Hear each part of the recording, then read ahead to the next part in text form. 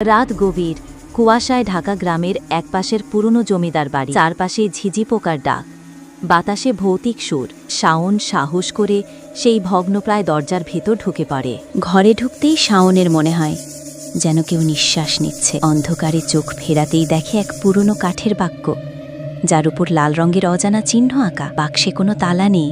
শাওন দেয়ালের ইটগুলো পরীক্ষা করতে থাকে। আচমকা একটা ইট আলগা হয়ে যায়। ভেতর থেকে বের হয় অদ্ভুত একটা পুরনো চাবি। শাওনের হাত কেঁপে ওঠে, কিন্তু সে থামে না। শাওন চাবিটা বাক্সে লাগায়। সঙ্গে সঙ্গে পুরো ঘর কাঁপতে থাকে। বাতাস ভারী হয়ে ওঠে। বাক্স খুলতেই ভেতরে পায় পুরনো এক চিঠি। তাতে লেখা, তুমি যদি সত্যি জানার সাহস রাখো তবে পেছনে তাকাও। শাওন ধীরে ধীরে পেছনে তাকায়।